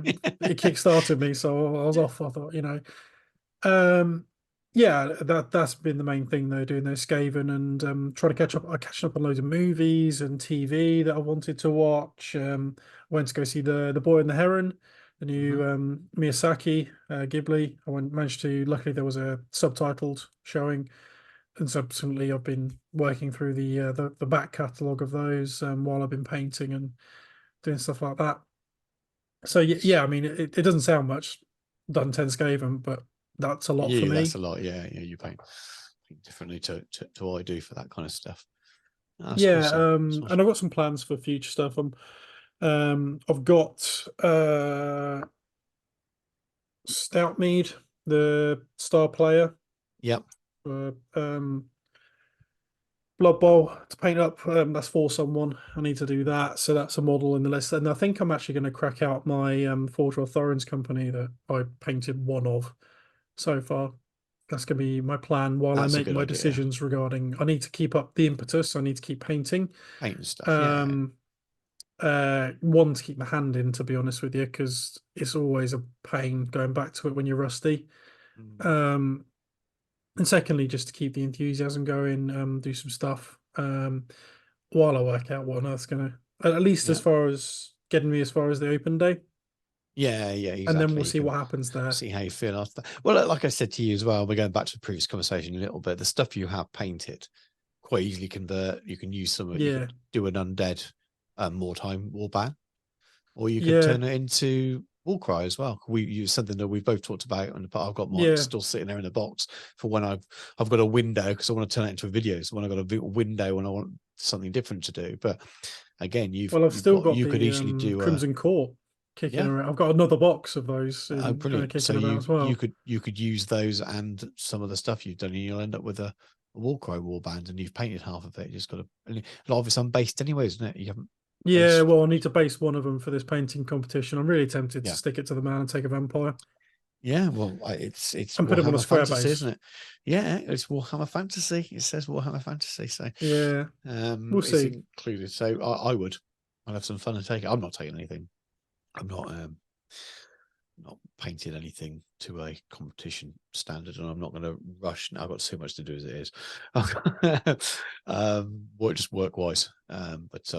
Yeah, I won't be doing entering Well, anything into the painting competition. And like I said, I think it's like between 2 and 3 of the announcements, and I probably will head off before then because I want yeah, to get back.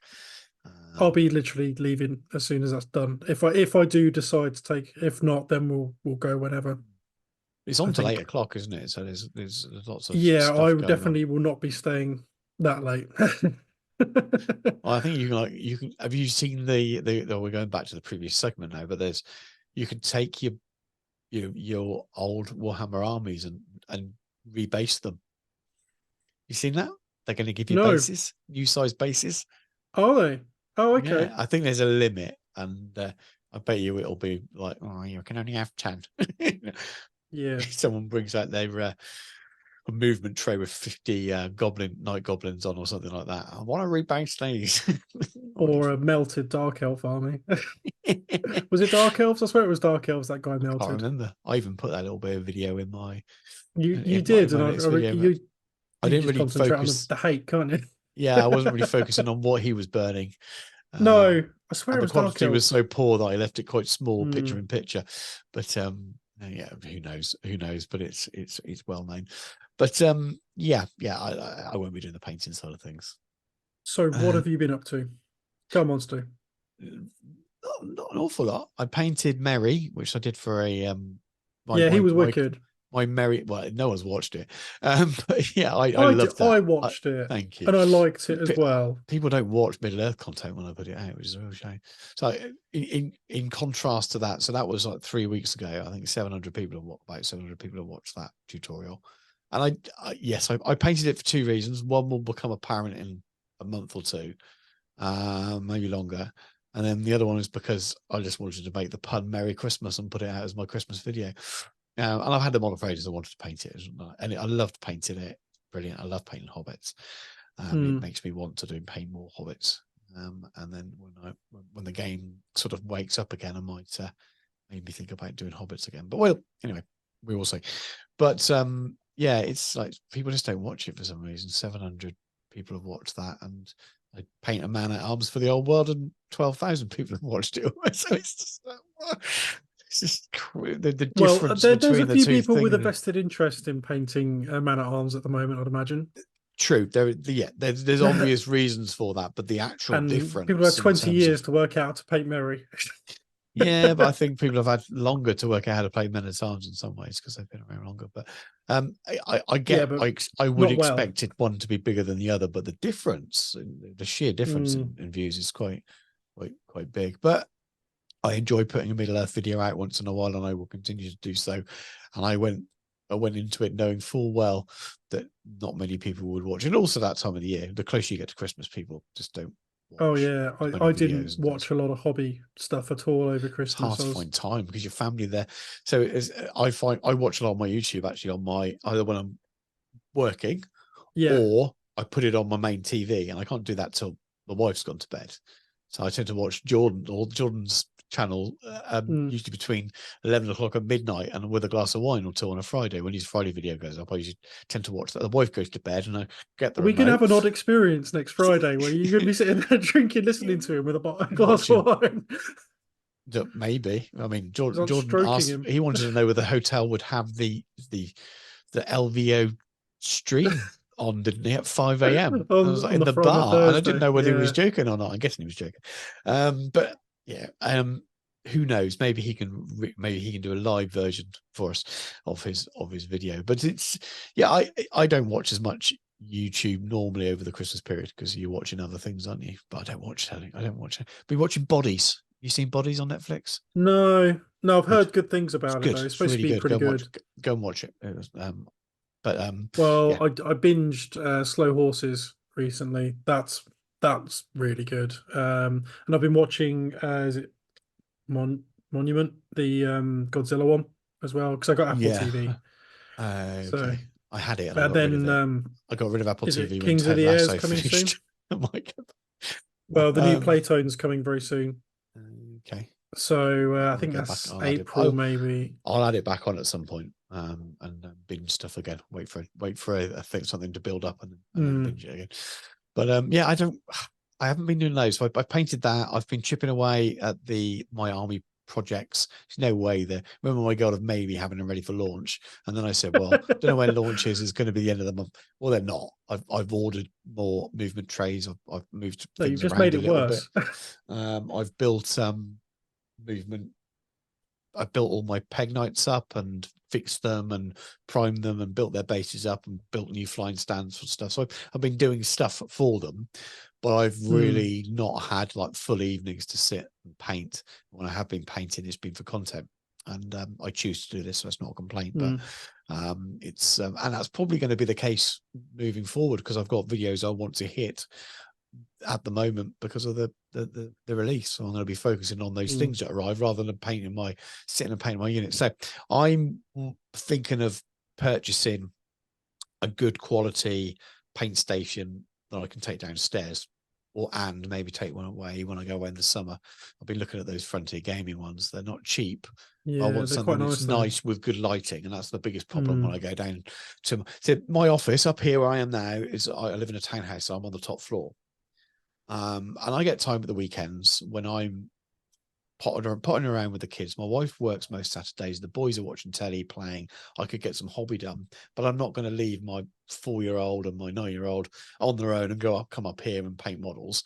I need to be with them at least, even if they're, doing other things. So I could probably get a couple of hours each Saturday painting whatever I wanted at the kitchen table. The reason I don't is because I got so used to having a really good setup with good lighting that I just can't sit and do it, and I can't see anything. So if I have a nice portable thing that I can fold out and I can chip away at the boring stuff, the rank and file that isn't part of my videos, it has to be good, has to be easy. That's the problem. And I know there's a lot of people out there that don't have a permanent painting table, and that's one of the I was going to say, there's a lot of parents out here going, welcome to my world, mate. yeah, there's a lot, but because I've got it, it stops me even more, if that makes sense. Yeah. And it's my choice. I could do it, but if it's easy for me, then I'll do it. So if it's a matter of grabbing my, I take my wet palette down. I just want it to be something that folds away, pops out easy, and there's a good light there. Because at the moment, I'm hooking my daylight lamp stuff is just can't be bothered with that. And it doesn't fit on my kitchen table anyway. The way my kitchen table is designed, I can't put the clamp on. It doesn't work. So it's just I just can't get the light, and then I give up. So I'm looking at a second one actually, daylight, that I can more easily move and remove, because I want to go and do some painting elsewhere. And I want to do some courses and stuff, and that involves taking. I'm certainly not unbolting the one I've got because that's such a pain. So, mate, those kind of things. There's some good ones out there.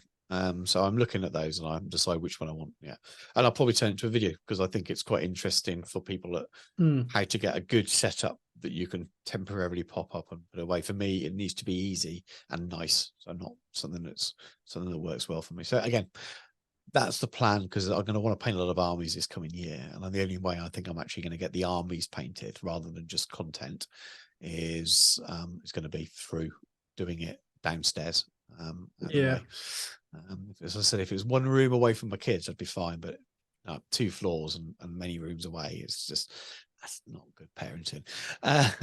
So yeah, I will do that. But I haven't done loads. I've what else have I done? I've had my bits for Christmas, like you, whiskey, which is always good. I like whiskey at Christmas. I'm disappointed if I don't have whiskey. I've just got tea here today. I am. We've done legacy. I'm fine now. Well, I always get a Tolkien calendar every year for Christmas. I've been looking at that. It is really nice this year as well. It's Alan Lee, so it's all Alan Lee this year. So that's kind of a habit now. I know is a present I'm always going to get from the wife, which is pretty cool. And I had lots of GW vouchers. That's what I asked for, which I spent already. Nice. I had my birthday last weekend as well. Yeah, you did. We went out to went to Oxford, a bit of a wander around. To a couple of museums with the boys, but went past the Eagle and Child and took a picture there. It's a shame that's closed. Which is, those of you who don't know, is the pub that Tolkien went to with C.S. Lewis and some of his other friends, and apparently a lot of the ideas and things were up there while they were chatting. But at least they used to drink there anyway, which is quite cool. So did that, but I've not, as I said, I've not done loads. I have been watching a lot of YouTube since the launch. I want to shout out Facehammer. I've done it, put it in our Discord already, put in the Discord about it. But so Russ Veal, Facehammer is his channel. I believe it was a podcast before that as well with Byron Ord of Element Games and Artis Opus fame. They covered fantasy, but then for Age of Sigmar, Russ Veal's a big old fantasy player. He was a competitive player, but played for England, ETC and stuff. Really knows the game very well, and he started covering. I think I've mentioned him before on this show, to be fair. But he's done a lot of reviews of the new stuff. He got sent review copies, and they're just good. They're not super flashy videos, but it's straight and to the point. He really knows his stuff. Some of the people have got stuff of painted models or not gone through the rules, waving them around and stuff, but I wouldn't do a like faction by faction, rule by rule section kind of review of the rules, unless I really knew it really well. But this guy has played fantasy as his main game forever, it seems, with a break since the game went away. But his insight into it is really good. So if you want a nice calm, non-sensational kind of read through and explanation of how he thinks the game's going to work. Some really good observations. Really recommend watching his videos. They're excellent. And he's going to do a range of playthrough videos when he goes through each section at the time and talks you through how to play them and things as well. I think they'll be really, really good. So go and check out Russ on Facehammer. Really, really good. And then the Old World Fanatics, which we talk about quite a lot. They've just launched they've converted one of their old YouTube channels into the Old World Fanatic YouTube channel. And into their podcasts, they're now going to be a bit like we do. We're on camera as well, whereas we don't put this out as audio because I can't be bothered. I'm too lazy. So go and check them out, because you can actually see their faces now when they're talking rather than just listen to on a podcast. And I know that when you talk about an audio podcast and you've got I said go and listen to them before, but I know not everyone listens to podcasts, but they do watch YouTube. Well, now you've got the option to go and listen to them, and they're nice chaps. So yeah, go and check those. But other than that, yeah, not been doing lots. Been prepping for my armies and making videos really. So let's go for another break, and when we come back, we'll actually talk about the real topic of the show, which is White Dwarf.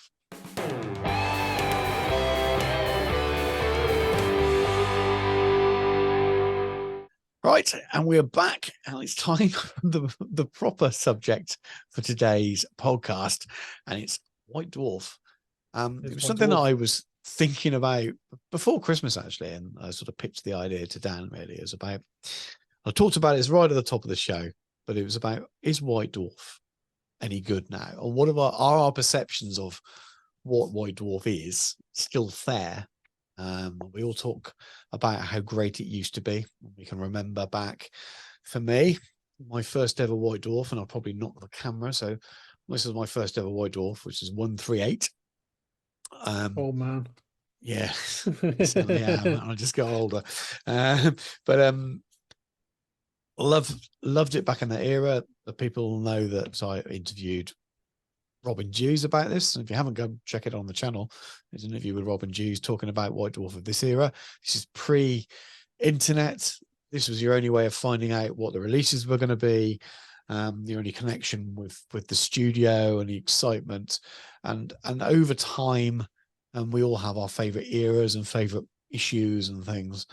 And then I think the general consensus from a lot of wargamers, definitely our age group, definitely older than 30, I would say, would be that White Dwarf isn't any good anymore.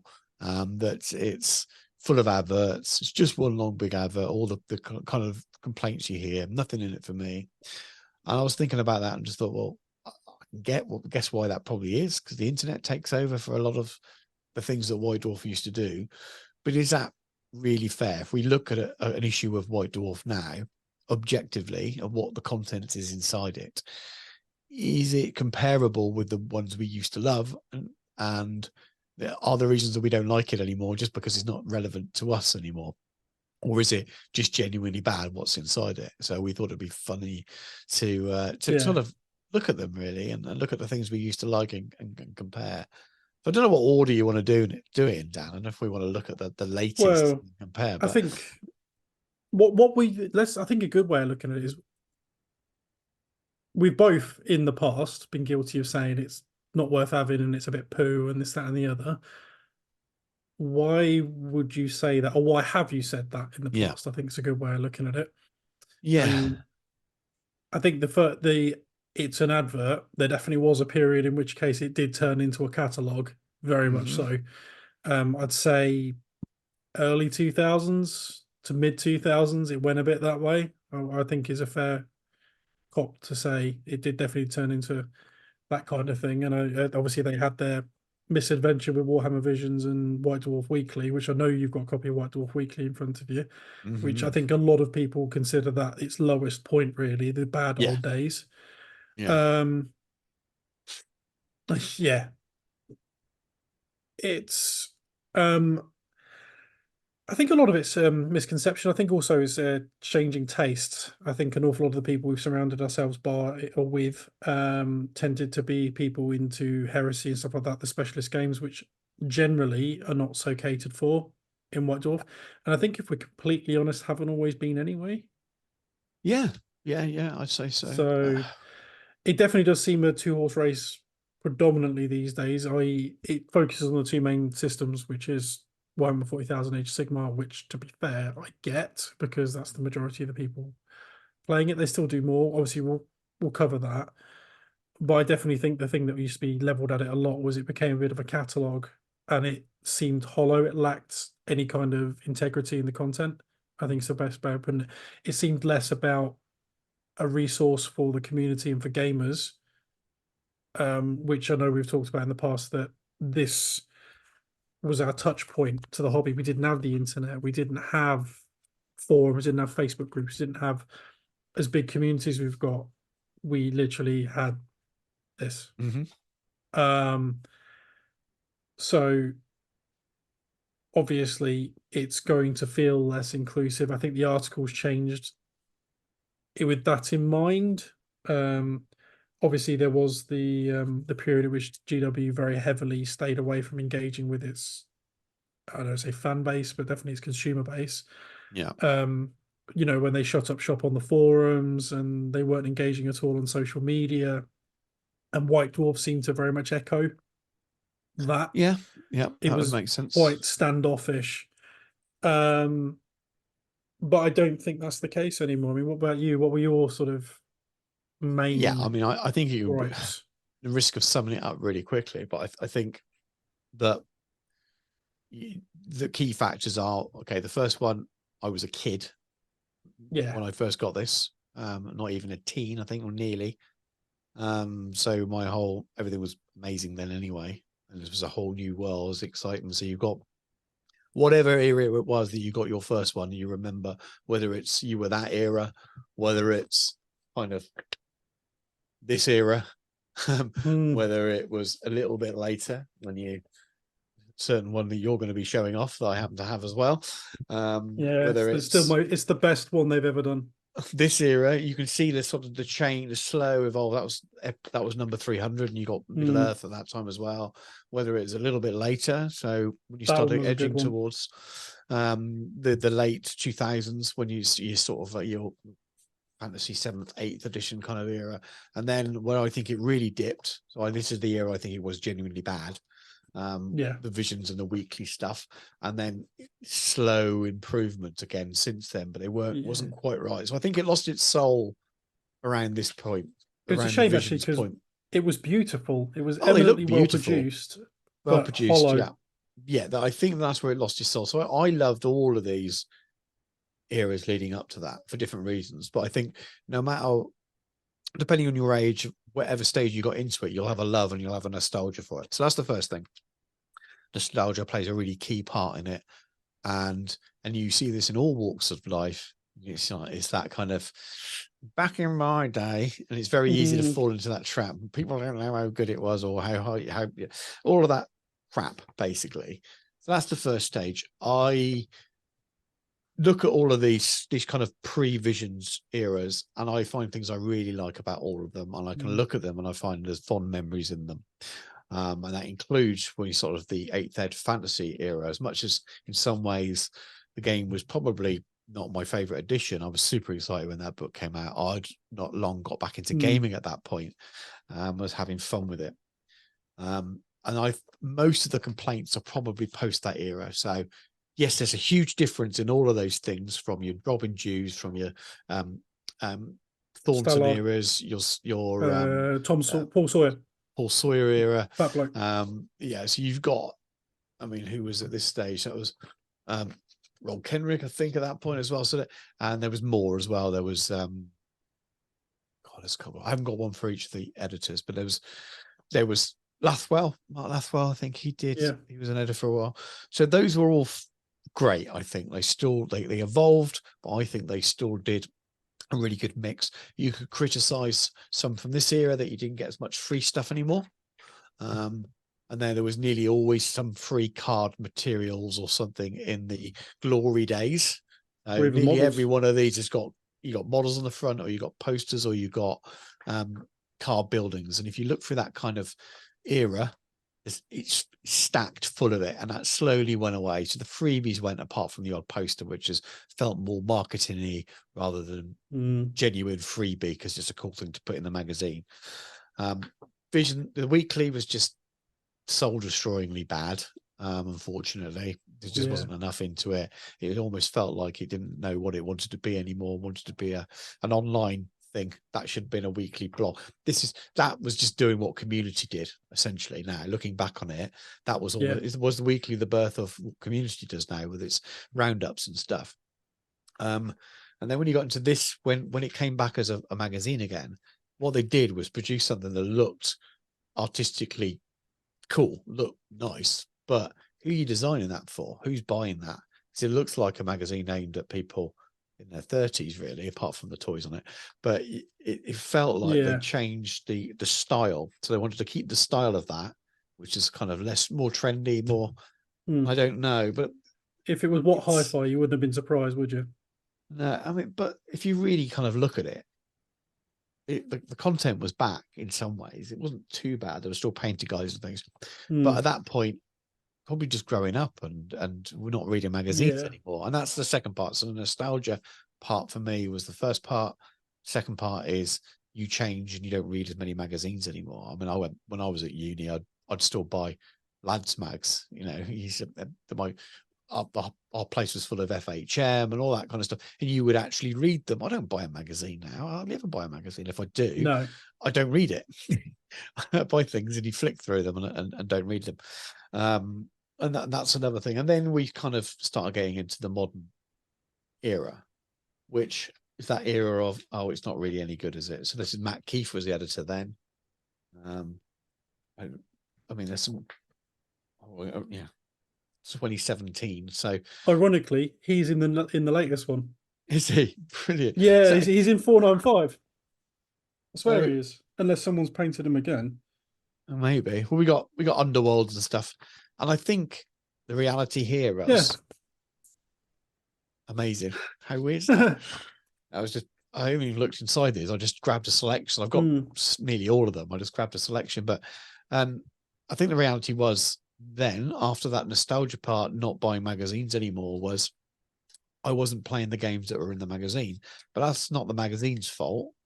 It's never had those games in it. It's always, if you're honest, it's always been 40K and fantasy or whatever centric, and then splashes of the other games around the releases of those.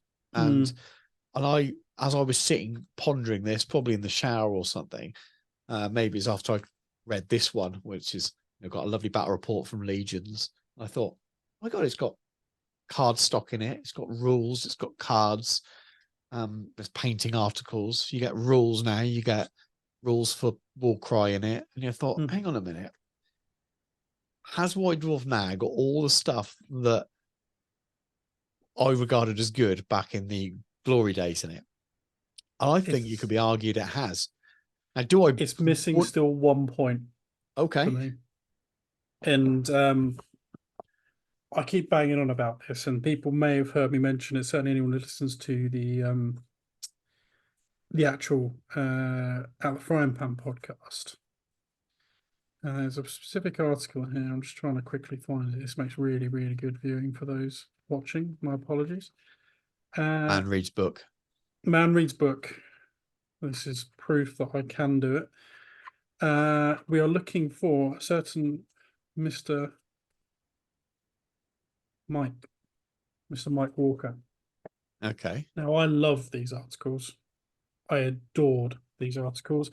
But in your book, you're looking at page 80. Right. Now, this is this a is chap. your, This is the best one. And I refuse to brook any argument on the subject. He, aside from the fact he was an incredibly good player, very, very good player at Warhammer, he used to talk about his gaming club. He used to talk about community building. He used to have Steelmania. He used to talk about whatever he wanted to about the hobby. And I know that there were the Jervis files for a while and stuff like that, which I think occupied a very similar space. But much along the lines of, I think, the way GW's gone with avoiding the cult of personality and let's not talk about only hands and all that kind of stuff, but somewhat separating the creatives from what they've created. They seem to have taken attack of, regardless of how you believe or not, or how you feel about it. that echoes in White Dwarf. You see far. I mean, obviously they've got bits in the back of the White Dwarf where they talk about what the studio have been up to, which I think is quite cool. In the Yeah, back and of the people every writing the articles, there's photographs with their names and things. So yeah. that's one part of the So business. You still got the personality there. I mean, I'm just looking through here now and realizing I don't know the names because I don't read it anymore, even though I yeah, still buy it occasionally. But I'm sure if I read this every month, I would know those names. And if I was in Warhammer World and I saw them, I'd and think, they oh, get some that's broader people from the studio as well. If there's been other people, you know, who aren't directly White Dwarf in the back of it, or they've yeah, contributed to. I mean, I can't really moan about it too much. I was in it yeah, and not too they long get ago, a couple people of years to ago. they get articles on someone's army or something, don't they? Quite often as Yeah, well. So they do get the community side of things. but Um, there's less of it, I would say, and yeah, you get less of the serial articles, that kind of thing. Um, and I loved that. uh-huh. Those Mike Walker articles are some of my absolute favorite, like, memories of White Dwarf. Yeah. Him talk, you got to know the personalities in his club. You got to laugh with him. You got to enjoy it. You got to see that was massively aspirational. The idea of having, God, imagine when we get a bit older and we get our own mortgages, we can have a garage and we can invite our mates around. I mean, that's not happened, But but those people now are replaced by us, aren't they? yeah, but And I ain't that, got a you know, mortgage or a not garage. literally a little. I have both, but You there have you go. people So, around? people in my house, no, no, but you know what I mean. I've got a Yeah. feeling that that content probably wouldn't fly as well on a regular basis in a White Dwarf now, because the world is full of people with blogs first, and then now Mm, obviously with YouTube channels and social media yeah, I and think the putting those things. world's moved on a lot It has. since then. But and yeah, Okay. there's a lot of nostalgia and rose tinted glasses. Although to be fair, I reread those articles and they still Still hold enjoy up. them. It's still, Yeah. yeah, it's hard to know how much of this is.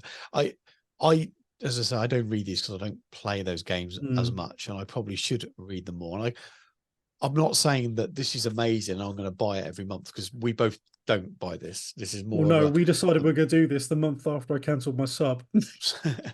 and yeah, we both went and bought this so that we had at least one that was the same to Yeah. look at, but it wasn't. It's irrelevant really. And I'm hoping that in a couple of months down the road there will be a battle report for Warhammer the Old World, and I will definitely pick up that Mm. issue. And I think the January one's got another Legions battle Well, report, so it's I'll out probably pick that up. next Saturday, I think, Yeah, isn't it's out it? on the 20th, isn't it? So same thing.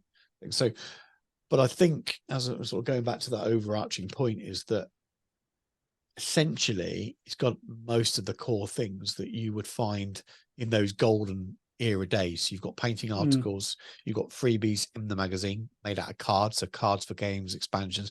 You've got rules expanding games that are in there. Yeah, It's their you've support got for Kill Team, things, especially in this, has been really, really good in the last couple of years. but they've done it for lots of their Phenomenally little good. games, haven't they? There Oh are yeah, there was Blood Bowl stuff in still there. got Loads of your stuff other for people's miniatures in here as well. Warhammer So Quest. yeah, there you go. The worlds of Warhammer. So you still have these kind of Mm, overall articles based sort of law based things, and you look at it and you think, actually, these are all the things that were in it when I was a kid that I used to like, and they're in it now. And so maybe the criticism of it is no longer fair, because he's not. It's just clearly these courses is marketing, but he's always has been a marketing device. But the articles themselves are the same themes, really, that I, they've always I do been in miss the the best old era. the green trim though. I do miss that. I, I've got a lot of nostalgia for all of the designs, and I think if I read this a lot Yeah. and got, so if I bought this every month, if I played 40k or AOS and I bought this every month and read it because of those things, I wonder if I'd start getting familiar and nostalgic about this in the future as well. But Yeah. Lyle Lowry, the managing editor, as far as I was aware, was the editor of No Quarter, Privacy Press's magazine, Mm, for a number of years as well, which is great. And No Quarter was very like, you could see when they brought it out, it had real elements of White Dwarf feel about it. So Privacy Press, War Machine, those people that don't know.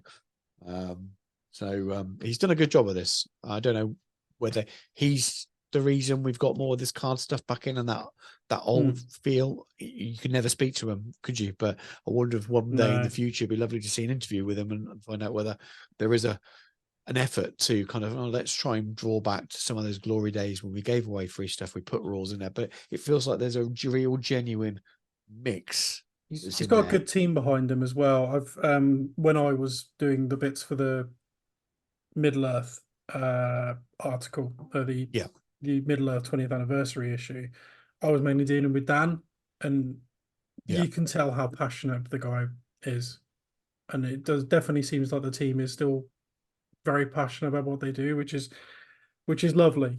yeah. So I definitely think there is a driving force in that, and I think perhaps they've been given more reign to do so by those in because I know that when I was working for GW, this was nearly 15 years now. Um, White Dwarf did get into a slump in terms of sales. We were heavily targeted on it, but it was hard, really Hmm. hard to sell.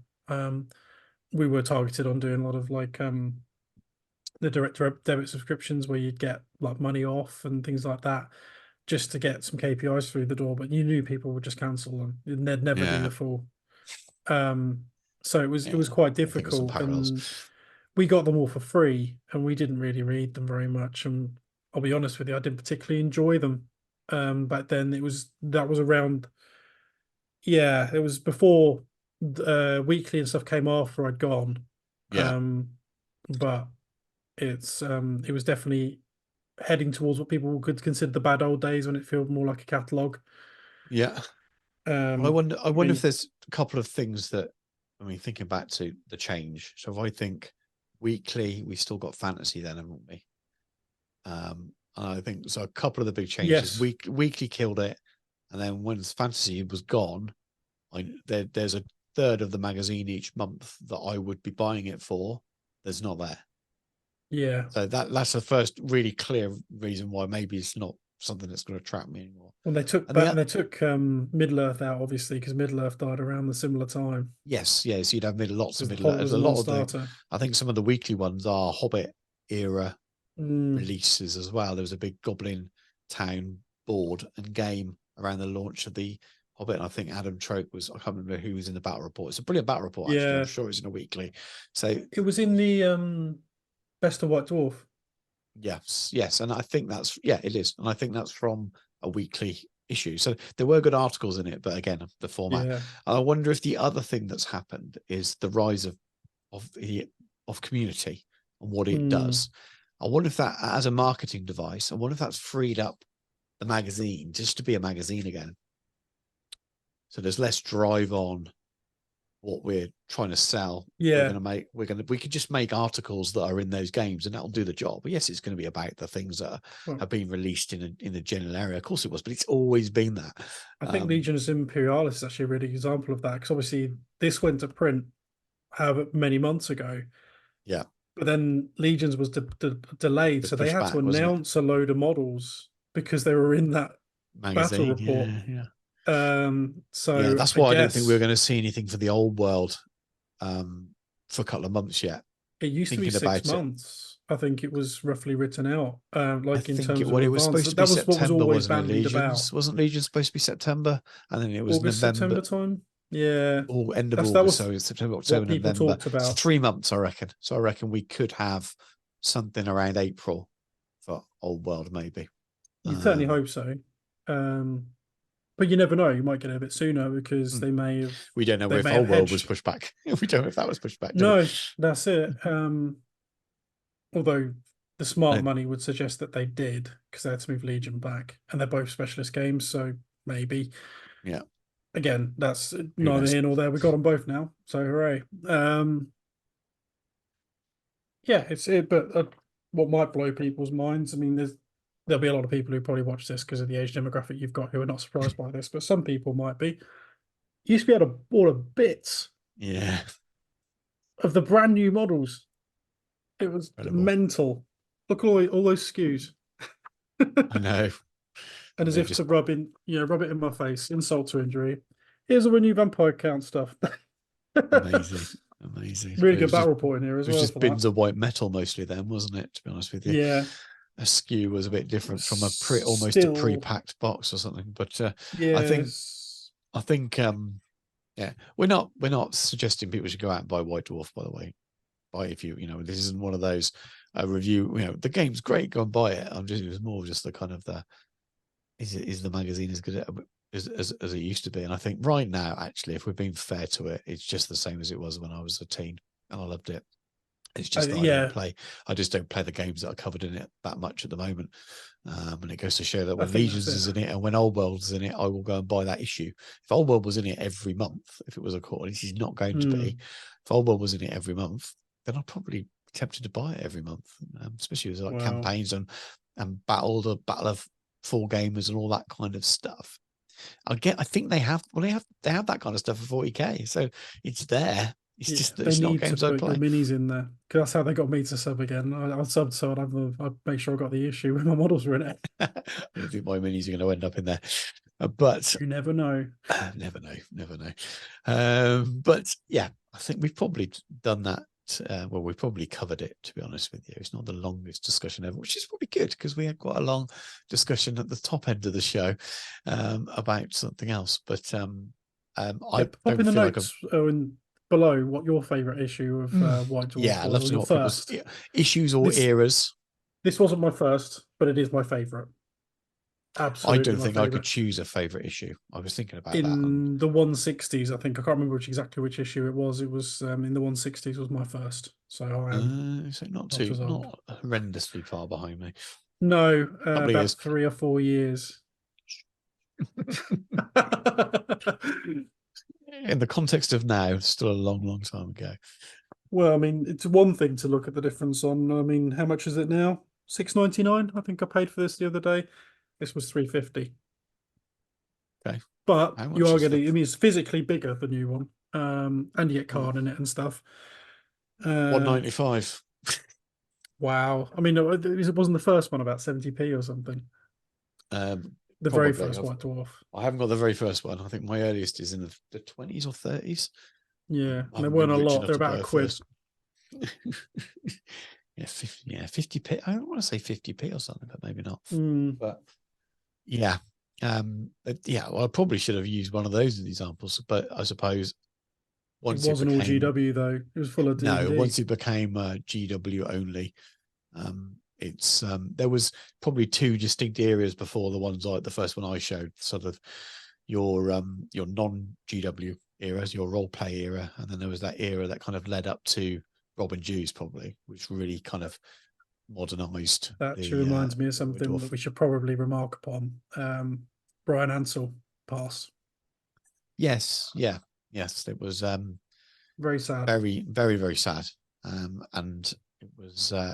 There's been lots of tributes and things. A bit surprised Games Workshop didn't do one, but it's difficult when they're a big corporation, I suppose. But considering that he was the forefather of the business they are now, I saw all of the staff. Yes, absolutely. Personally, which difficult though because they'll probably criticise if they do it and if they don't. So, but I thought they want to just put a. Maybe they did. Maybe it's gone not on. They didn't want to put it on Warcom because they didn't feel that was suitable. So maybe there was something on the corporate side of the website that we don't look at. So there may well have been something. But he's I've never met the man. But no. we wouldn't.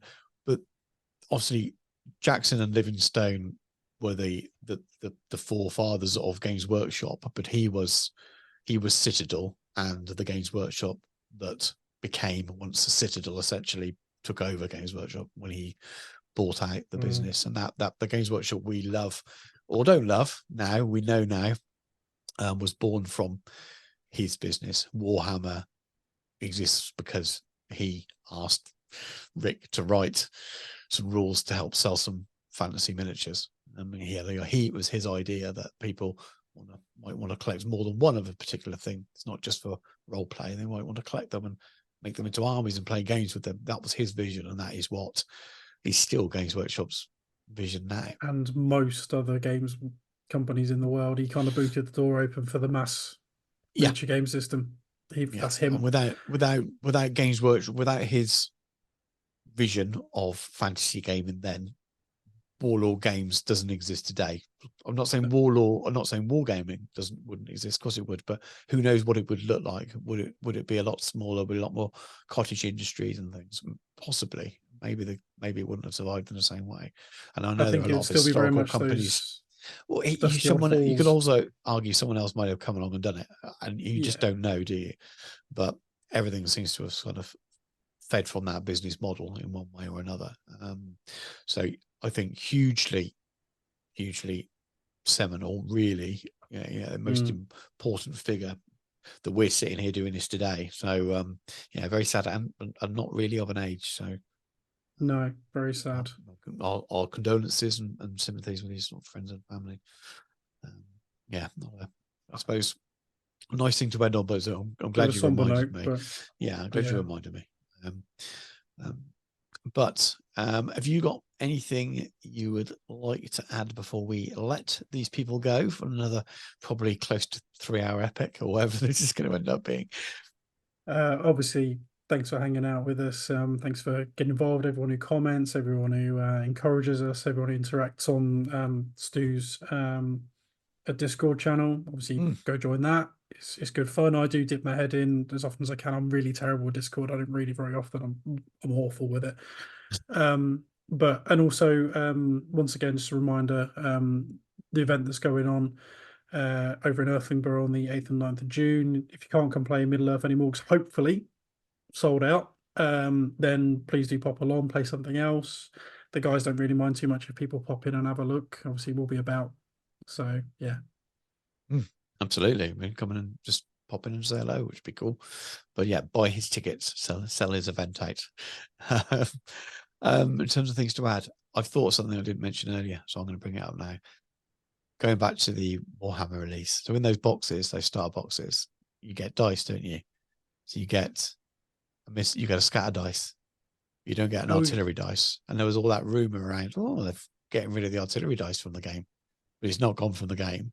And they're in the artillery dice is in the dice packs that are all sold out. So there's one dice that you need, one more dice you need to play the game that you don't get in those launch boxes. You don't get the artillery dice. You just get scatter. Yeah, no matter what sticks in the world. They're not needed for the contents. They're not needed for the contents. But if you can't keep your dice sets in stock, how do people get those? I'm guessing that when they launch other factions that have artillery that need it, so cannon essentially. I'm guessing that no, you need it for the trebuchet. You would. So yeah, and the Screaming Skull Catapult. I've got them. I've got some already. Luckily, playing and Night Goblin Doom Divers. Yes, yeah, of course you do, because I've been playing 6 years. So yeah, it seems to be they've. Well, that's the answer. They saved your nearest aging player. They've saved some pennies there by not putting that in the starter box. There's going to be a story there. I'd love to know what it is. Whether it's a mistake or whether it's I reckon Rob's taking them all home. He rolls around in them at night just laughing maniacally like Skeletor. Who knows? But just an interesting one. I'm not the only one to mention it. Someone else mentioned it. I had no idea. But I just thought it'd be it's interesting that it don't have to include it in the box. It's a launch army. I don't think they should have put the whippy sticks in if it's not a starter box. And it's aimed at a mature gamer. Why put the whippy sticks in? I think because everyone loves a whippy stick. Come on, I've got them in the Legion set as well. You can never have too many. You can ever. You can. You can have drawers full of them. You haven't got 2 young boys that when they find out that they can hurt each other with them will cause all kinds of trouble. That's precisely why I'd want them. I would arbitrate. It's like the Royal Rumble in my living room half the time, and they've not even watched. I wouldn't even dream of letting them watch wrestling because that would give me more ideas. But yeah, I just thought that. But other than that, no, I've got nothing else to add. Thank you very much, everyone, for watching. Go and join the Discord. There'll be a link in the video description. Get over there and join in the chat. There are a couple of channels on there that are related just to this. So if you're only a hobby hour watcher, so if you've followed us over from Out of the Frying Pan, we're not really posted in those Facebook groups at the moment. So so you want to come and still interact with us, and you want to do it beyond the comments, come and join the Discord just for that. You can mute all the other channels and we've got two, one just like a general chatterer around the shows, and one is for questions. So you can pop your questions in there for us and we can answer them on the show. So we can make the beginning section even longer. Yeah, that's what you want. And we're not changing the name to the hobby 4 hours or something like that, even though it probably should be. But anyway, thank you very much for watching. Take care, and we'll catch you soon.